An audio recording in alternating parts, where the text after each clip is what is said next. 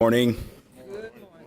Thank you so much for being here today for this special announcement. Before we get to the bulk of my comments this morning, I just want to say this. I know we've had a challenging couple of days in the city of Cleveland as it relates to homicides and violent crime.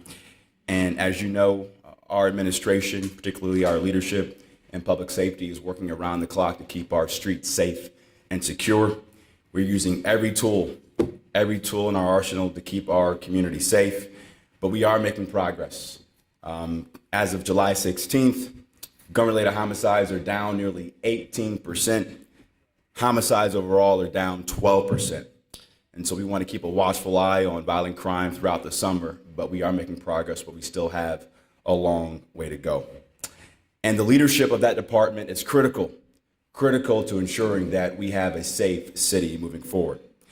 As you know, during the campaign, I talked about the importance of conducting a national search to bring new leadership to the police department. However, once I took office, I had a better understanding of the challenges, but also of the opportunities facing our department inside the city of Cleveland. I learned quickly about the importance of leveraging local leadership and trusted leaders inside of our department to truly create a department that shares my values of justice, equity, and constitutionally appropriate policing in the city of Cleveland. When I took office, I asked Wayne Drummond to be my interim chief of police.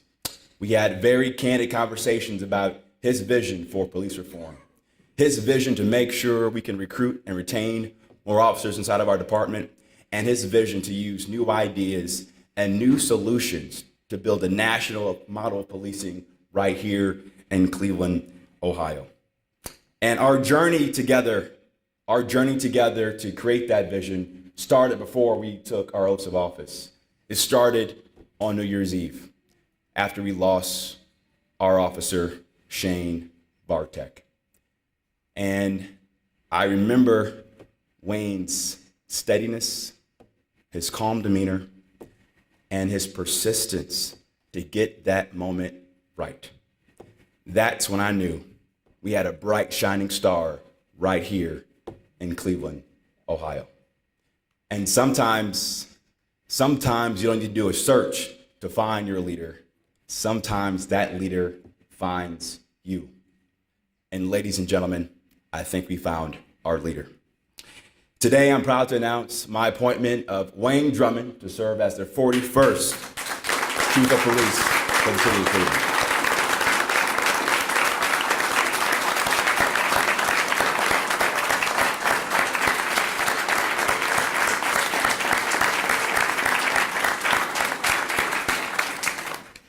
You know, I'm a son of a cop, and I talked a lot throughout my campaign about having a department that I know my father would be proud of.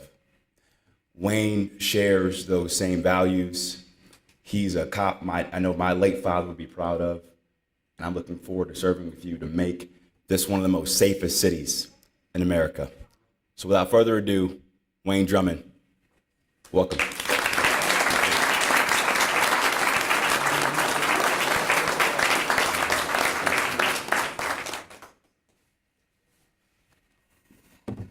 Thank you, Mayor. Thanks everyone for being here. A little nervous, I shouldn't be, but I am. I prepared a couple of words that I like to say. First of all, I appreciate Mayor Bibb, Chief Safety Director Howard. Where are you? Okay.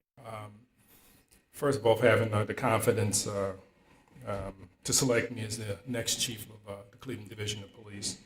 I also want to thank my wife, my kids, grandkids, friends, in-laws, and my command staff who's surrounding the room here. I appreciate their support, and again, also their confidence. It means the world to me to have everyone here. That's important to me. Excuse me, this thing keeps blacking out, so my words will bear with me. And I probably should have my glasses on too. Yeah, yeah, mom is right there, of course. When I started my career over 33 years ago now, in the first district as a patrol officer, which is on the far west side, I never envisioned that I would become chief of police. That was never in my thoughts, to become the chief of police of the Cleveland Division of Police. But here I am, 33 years later. And when you think about it, what you're looking at here is a kid born in Montego Bay, Jamaica, actually a little place outside of Montego Bay, which is a larger city, which is called Great River. And I tell this story periodically because it's important. Here I am, pretty much kind of a little shack, if you want to call it that, a little house that my grandfather and grandmother lived in with my mother and my brother and I, three of us. My mother's sisters and their kids and so forth. So we're packed into this little shack, so to speak. And it's a little shack with no running water, no kitchen, inside kitchen, no toilets, outhouse. That's what I grew up in. That was my reality, our reality, and so forth. But my mom, back in the late 60s, came here to the United States of America for the opportunity for not just her, but her three boys, to give us the opportunity to make something of ourselves, which brought us here to Cleveland, Ohio, East 95th Street, which, by the way, my mom currently still owns the house there, which I picked her up from this morning to bring her here. Just think about it. Again, kid from Jamaica. Here I am 33 years later. A product of the Cleveland Public School system. Graduate of John Hay High School. Go Hornets. and I know there's a JFK alumni to my left or somewhere. There's a JFK over there, Pastor Harris. I know he's a JFK alumni, but what he doesn't know is that back in 82-83 season, we beat JFK for the city championship. I'll just leave it at that. I'll leave it at that. But again, here's the kid and a proud graduate of the University of Toledo. So here's what you're looking at 33 years later, who, again, started my career on the far west side of Cleveland. Started to obviously take promotionals and so forth, sergeant, assigned to chief's office, lieutenant out in the district again, then back downtown as the public information officer. Had a lot of different assignments and so forth, which kind of prepared me for my journey to where I'm at right now. I don't like to be long-winded, but I just want to paint a story. So if you can bear with me just a little bit. So again, it was a part of the journey and so forth. And I have to say this, I think it's important, and I think the pastors here, I think they would agree with me. There's a faith base for me, and I can't separate the two from me being a police officer. I just can't. Through my entire career, and some may think it's hokey to say, kind of positioned me for where I'm at right now. I've had plenty of opportunities, folks, plenty of opportunities. And some of who are my really good friends know those opportunities that I've had. But each time I didn't take those opportunities again, kind of led me to where I'm at right now. As the mayor talked about, and by the way, I think this is a very smart individual. I think he's surrounded himself with really good people, and he really wants to make a difference in this community and make us much safer than what we are, improve our status, not just for police, just for everyone. And public safety kind of starts with public safety. It really does. So I'm glad to be working with Mayor Bibb and his team. Again, I think he's put together a very good team. But like you said, our journey started together on December 31st, New Year's Eve, like you said, with the killing of Shane Bartek. It started there, very sad situation, but the mayor was at the, mayor-elect at that time was at the hospital with us, which I thought spoke volumes for him to be there in such a tragic situation. He was steadfast. He said I was steadfast, but he was as well. And it was the passing of the torch. And, I don't see Cal, your former chief, but and I get emotional about it. Cal and I, during that time, and I consider Cal to be a mentor. There was a passing of the torch, so to speak. It was very subtle. very subtle, because we knew we had to do a press conference. The last thing we want to do is do press conferences in those situations, but we have to. That's part of our responsibilities and duties and so forth. And I don't tell the story often, but I think it's important that folks kind of understand. Cal and I, and Cal was still a chief at the time. And Calvin is a friend of mine. He was a chief still at the time, but Mayor Bibb had already named me as interim. So Cal came in and got me, we went outside, and forgive me for telling the story, Cal, because I know it was very personal, but I have to, because I'm, again, just painting the picture. Shane obviously was killed. We're there with his parents and many police officers there to support. Cal came in, he took me aside. We went outside the emergency room and so forth, and Cal just looked at me and said, "Wayne, I can't do it. I can't. I've been through a lot. I can't do it." And at that particular time, we just kind of hugged each other right there in the corner. No one knew it. No one saw it, because we didn't want anyone to see it. It was very private. He said, I can't do it, Wayne. So I took the torch, so to speak, metaphorically speaking, and I held a press conference, a very difficult thing to do concerning Shane Bartek. But I'm pleased to say that the person that killed Shane is in custody, and hopefully through the process of the courts, that person will be convicted and spend hopefully the rest of their lives in jail. But that's how our career, that's how we started, unfortunately. But the mayor and the director and I talk almost daily about what we can do collectively to reduce violent crime in the city of Cleveland. That's almost a daily conversation that we have. It's about leveraging our partnerships with the local, state, and federal folks, using technology. And the mayor, he's a younger guy, so technology is huge, and it isn't for us as well. So leveraging technology to help improve the quality of life for our citizens. But that goes with having quality police officers, men and women, the men and women that actually answer call for duty every single day. I don't want it to get lost in the importance of the people that we have working for the Division of Police. That's so important. We can't do what we do without them. And it's important that we support them when they're doing the right thing.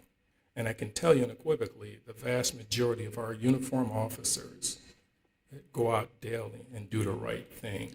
So it's important that we support them because they come to work day in and day out, and I believe do a really exceptional job in trying to provide quality service to our citizens, to our residents, and those who come to Cleveland just to play and relax. So I want to make sure that we recognize the uniformed personnel, and I'm proud to serve them as their new chief. But it's a collaborative effort. There's a lot of talk about reform, police reform and so forth, and that's very important. And it's important to understand that the Division of Police that I started with 33 years ago is not the same police department as it is right now. It isn't. It's not the same police department as it was 10 years ago. This is a totally different police department, and I can say that without fair contradiction. You may have some people that say that it's not, but it is. I know. I've been there. I've seen it. I've seen it through reviewing of the use of force reports, how those numbers have gone down and so forth, the complaints and things of that nature. And I've seen how our people have embraced the new technology, embraced the new training that we put out there to make sure they have the tools and the training necessary to be effective out there. I look forward to working with the new CPC once they're appointed by the mayor. I look forward to that. I too want to make sure that we have accountability, but I think that starts with having a collaborative relationship, and I look forward to working with them. Again, I want to thank Mayor Bibb, Safety Director Howard, and our council president, safety chair, and so forth for supporting me, the pastors, community members. I see Bill Newsom there. Where are you, Bill? Oh, sorry, Bill. Sorry, Bill, and so many. And sometimes I shouldn't name people because I don't want to leave anyone out, but I certainly appreciate the support of everyone in this room, and I look forward to working with Mayor Bibb going forward. So thank you very much.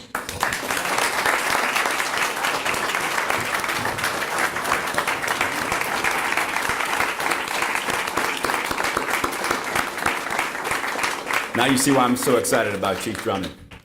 We'll take some questions, if there are any. Courtney? Curious, at the beginning, you talked about how you had talked about a national search, and as you got into things, you saw the value in bringing in someone from within the department. Can you talk a little bit more about what that value, what does Chief Drummond bring to the table, given his experience? Well, Courtney, to be honest with you, it's part of my growth in office as mayor.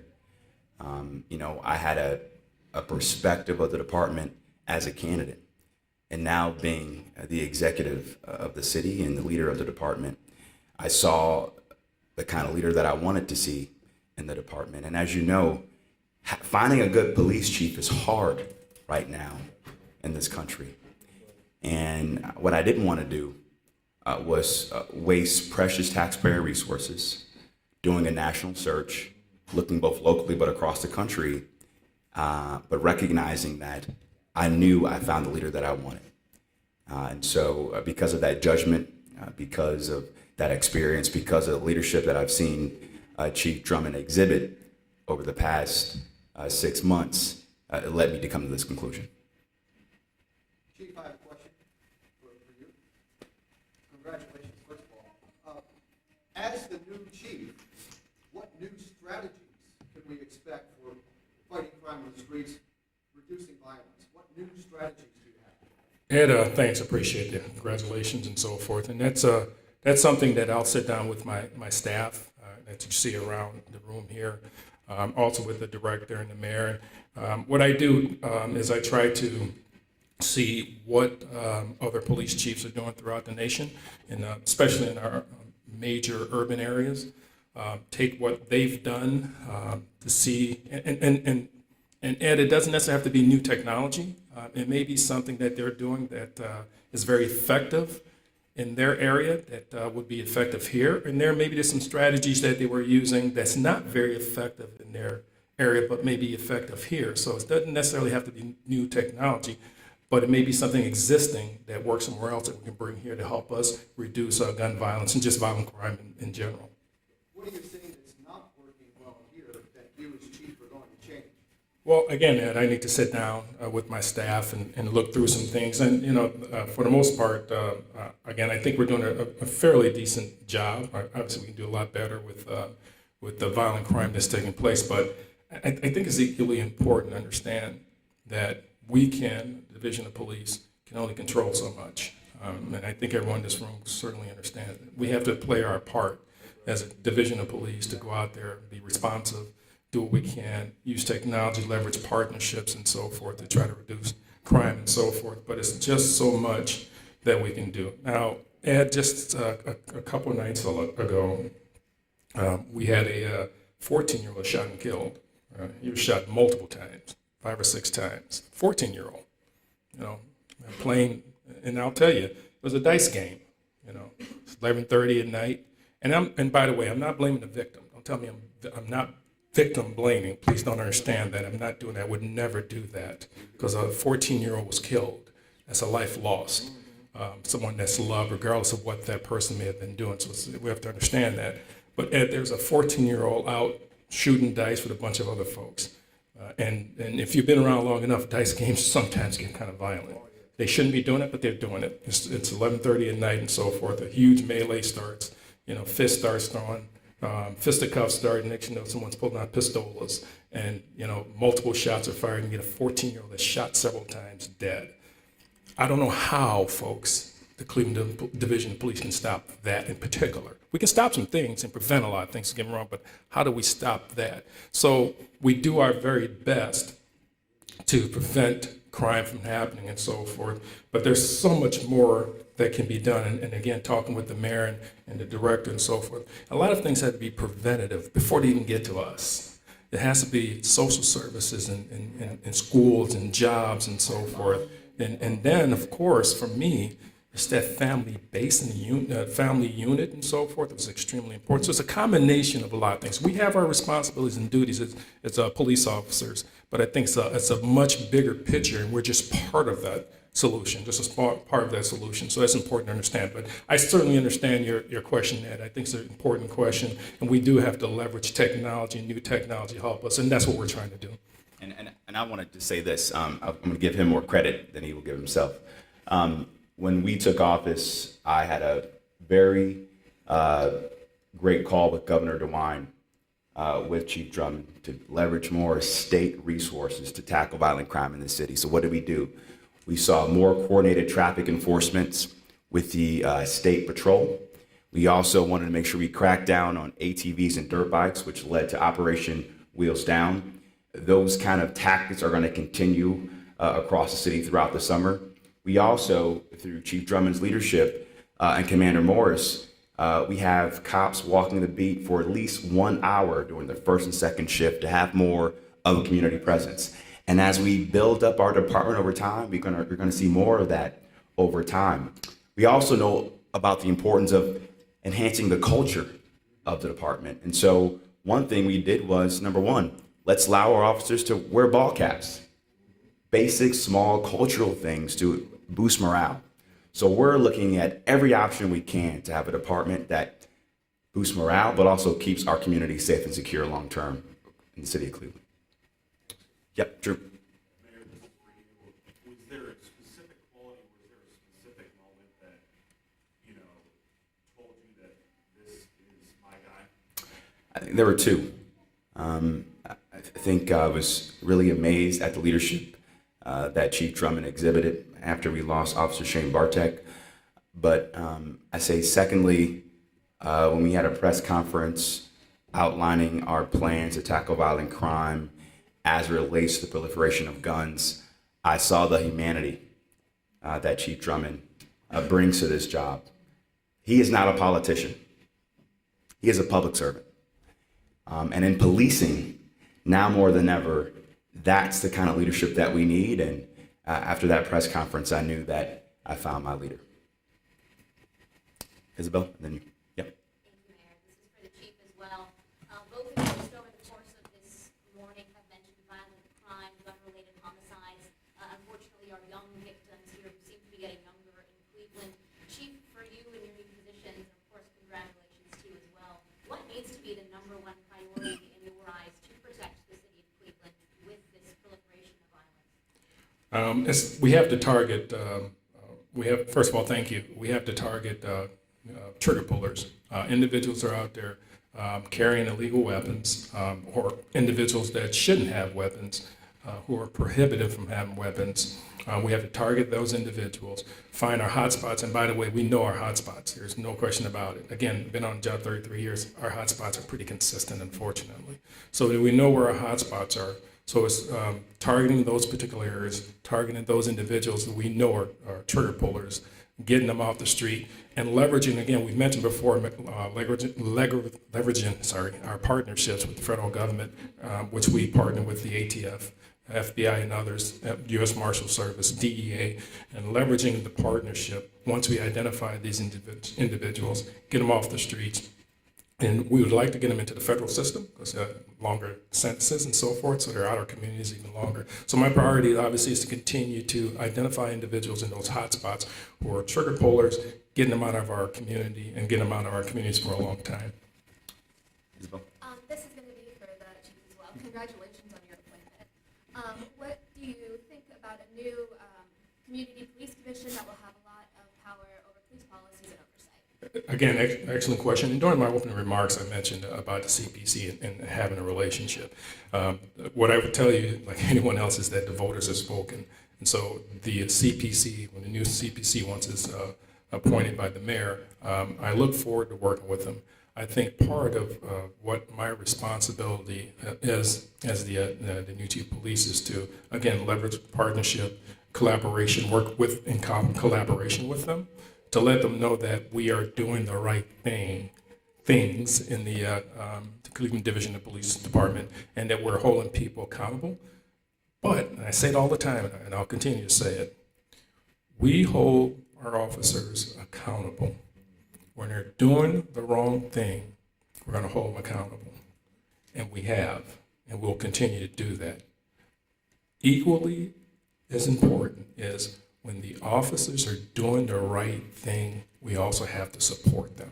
And the vast majority of the officers are doing the right thing. when the individuals are stepping outside the rules and the regulations and the policies and so forth, and we find out about it, we conduct our hearings and give them due process, then we're going to hold them accountable. If that means termination, that means termination relative to our disciplinary matrix and so forth. But I'm going to work with them. I look forward to working with them, and I think it's the partnership that I hope to establish, not hope, that I will establish with them, to let them know that we are doing the right thing, we are holding our folks accountable. But again, equally important, let folks know that when they're doing the right thing, let's support them.